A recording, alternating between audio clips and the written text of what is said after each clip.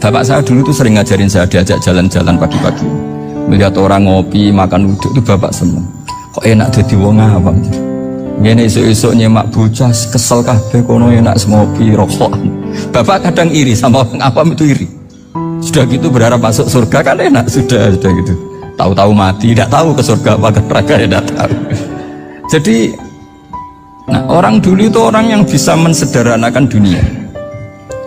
Sehingga ya sudah cara bahagia. Makanya saya alhamdulillah saya ini kerjasama sama UII sama beberapa kampus.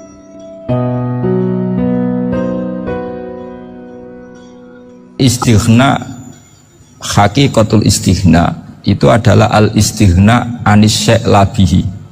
Jadi pemenuhan kebutuhan yang sebenarnya adalah kita berusaha menghindari sebanyak mungkin kebutuhan yang sekunder, yang nggak penting. Bukan memenuhi semua yang kita inginkan. Jadi misalnya begini ya, kalau kita lapar, itu keinginan kita itu makan enak apa asal makan? Tentu jawabannya asal makan yang sehat. Tapi kalau nuruti nafsu kita, makannya yang enak, teman makan ya enak, terus di warung yang favorit. Ini kan satu kebodohan. Kenapa untuk makan saja butuh definisi sekian banyak? Yang kita harus kecewa, warung favoritnya bisa sudah tutup, atau kita ke sana harus macet, ribet. Yang benar-benar arif dan bijaksana itu adalah al-istighna anisya. Sesuatu yang tidak mendesak itu jangan jadikan kebutuhan. Sehingga kalau kita puasa misalnya, semua makanan itu enak karena kita sangat lapar. Sehingga Abul Qasim Al-Junaidi ketika ditanya, ma'idamu to'am, lauk makanan itu apa? Jawabannya lucu, alju, lapar. Kalau kamu lapar ya semuanya enak. Ini sudah mulai hilang. Kita bilang makan enak itu ya sate, ya gulai, ya pizza yang kita senang. Akhirnya apa? Untuk nikmati nikmatnya Allah itu kita jadi ribet. Apalagi yang orang-orang fasik harus ditemani perempuan yang tidak halal misalnya, atau harus ada ajudan, ribet. Nah pertanyaannya, orang yang ribet sama yang nggak ribet itu pinter mana? Pinter yang nggak ribet. Nah ini kearifan-kearifan yang mulai hilang. Lalu siapa yang bisa mewarisi itu? Ya ulama. Jadi ulama itu cara berpikir sebenarnya simple. Makanya mereka sering kalau tahajud itu, di antara makalah Sayyidina Ali paling terkenal dan yang menjadikan beliau punya derajat yang luar biasa itu adalah kafani izzan antakuna li robban wa kafani fakhran an akuna laka abdan. Ya Allah, saya ini sudah begitu mulia, begitu terhormat dan sangat-sangat terhormat karena yang menjadi Tuhan itu Engkau. Jadi rumus pertama itu karena menjadi Tuhan itu Engkau. Hanya Tuhan yang abadi, Tuhan yang pertama, hanya Tuhan yang al-awwal.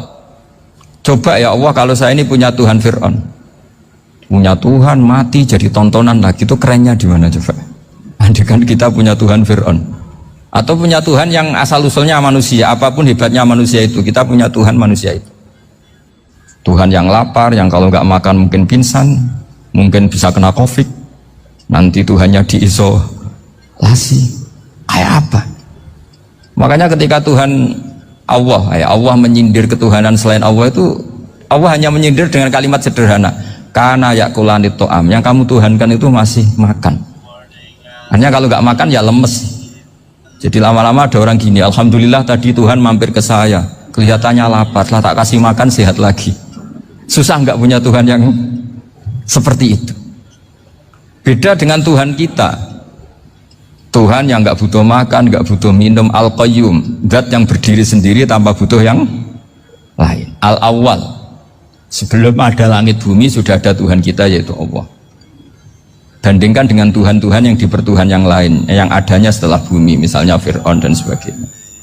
Sehingga Sayyidina Ali pertama jadi kebanggaan apa? Kafani izzan antakuna li robban. Saya ini keren betul karena punya Tuhan yaitu Engkau. Tuhan yang lahul asma'ul husna, Tuhan yang semuanya punya kebaikan, punya keabadian, punya keagungan. Terus wa kafani fakhron an akuna laka abdan, dan saya bangga sekali karena saya menjadi hambamu.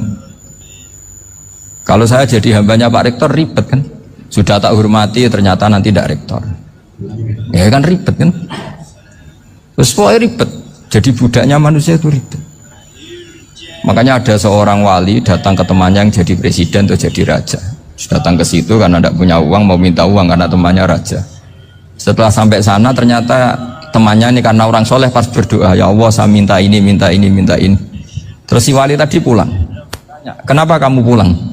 Ternyata dia sama, masih minta-minta kayak saya. Jadi sederhana deh. Sama-sama minta kamu, minta zat yang kamu mintain katanya.